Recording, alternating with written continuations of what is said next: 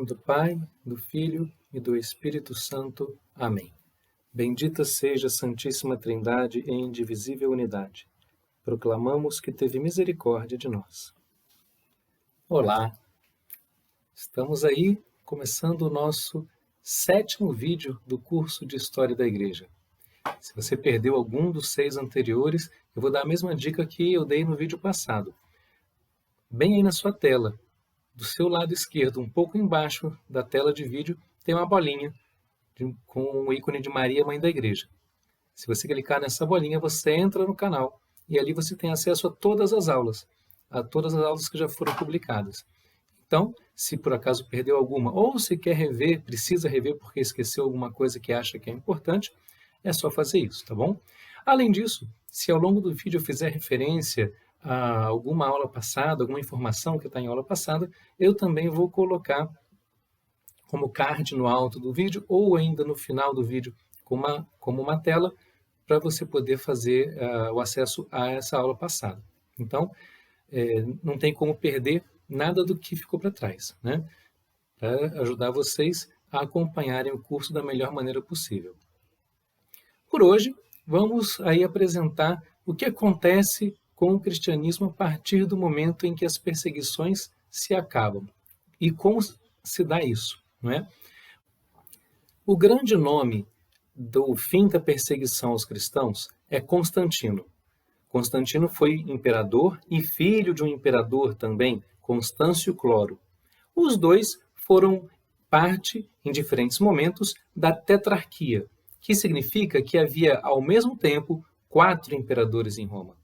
Com isso, a gente já vai percebendo que, ao longo dos séculos, as disputas de poder em Roma foram debilitando a administração do grande império, né? E quando a gente for, necessariamente, a gente vai ter que falar sobre a queda do Império Romano, porque isso envolve, de uma maneira muito importante, a história da Igreja. Esse conhecimento sobre as disputas de poder dentro do Império vai ser importante. Mas antes de continuarmos falando sobre Constantino, precisamos falar um pouco sobre quem veio antes dele. Na verdade, nós já falamos. Na aula passada, nós vimos a grande perseguição de Diocleciano, no final do século III e início do século IV. Diocleciano teve a ajuda de Galério. Galério que foi um grande incentivador da perseguição aos cristãos.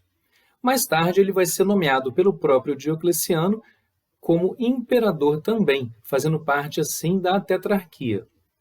É interessante que, mais tarde, Galério vai conseguir induzir Diocleciano a renunciar ao império e vai formar uma nova tetrarquia.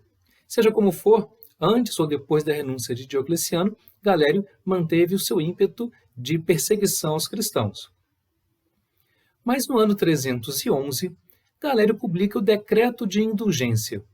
Por meio desse decreto, terminavam as perseguições anticristãs no território governado por Galério, que correspondia aos Balcãs, ali onde hoje fica a Bulgária, a Macedônia. Bem, esse decreto ele é apresentado pelos historiadores em contraste com toda a perseguição que Galério promoveu durante a sua vida, sob 2 aspectos. Primeiro, como um reconhecimento de que a perseguição aos cristãos não surtia efeito. Depois de mais de 200 anos de perseguição, os cristãos insistiam teimosamente em continuar crescendo e se espalhando por todo o império. Mas o outro aspecto é que, pela época da promulgação desse decreto, Galério sofria de uma doença muito grave e já estava no fim da sua vida. Os textos contemporâneos indicam que ele teria morrido comido por vermes. Tirando o exagero, a gente pode imaginar que ele sofria de uma doença muito grave e de alguma forma repugnante. Mas o fato é que, juntando as duas coisas, tanto esse reconhecimento de não conseguir derrotar os cristãos, quanto uma possível disposição à reconciliação, ao arrependimento provocado pela proximidade com a morte, fizeram com que o decreto de indulgência fosse promulgado por Galério, e, através desse decreto, ele dá reconhecimento legal e liberdade para os cristãos celebrarem reuniões e até mesmo construir novos templos. O único problema é que esse decreto só tinha alcance dentro da região onde Galério tinha sua autoridade, como eu falei, nos Balcãs, e além disso ele morreu logo depois e as suas disposições não foram plenamente aplicadas. Mas enquanto essas coisas acontecem no Oriente com Galério, no Ocidente, Constantino, voltamos a ele, Constantino está em luta pelo poder do Império. E quando, no ano 312, ele vai enfrentar a sua batalha definitiva, a Batalha da Ponte Milvia, ao organizar suas tropas para a batalha, Constantino diz que vê no céu um sinal, onde uma cruz aparece e nessa cruz está escrito Inoc signo vinces, em latim, que quer dizer com este sinal vencerás. E ele manda pintar no armamento, nos escudos dos seus legionários, uma cruz e vence a batalha e se torna o imperador do Ocidente, o único imperador do Ocidente. A partir daí, já não existe mais tetrarquia, mas somente o imperador do Ocidente, que é Constantino, e o imperador do Oriente, que é Licínio. Os dois governam o mesmo império com essa divisão territorial. E no ano 313, eles vão se reunir para promulgar o Edito de Milão. O Edito de Milão ofuscou o decreto de indulgência do Galério, primeiro, porque a sua abrangência era todo o império, e segundo, porque ele teve efetividade, já que Constantino ainda governou por muitos anos. E do que se trata o Edito de Milão? Ao contrário do que geralmente se usa dizer, o Edito de Milão não se dirigia somente aos cristãos, muito menos tornou o cristianismo a religião oficial do império. Isso é um erro. O Edito de Milão, ele dá liberdade de culto a todo cidadão romano. Inclusive, ele é dividido em duas partes. Na primeira parte, fala para todo cidadão, decretando que todos os cultos são permitidos no Império Romano. E assim os cristãos também passam a ter essa liberdade. Justamente porque eram os cristãos, aqueles que sofreram durante alguns séculos a perseguição do Império, a segunda parte do edito vai tentar reparar essa situação.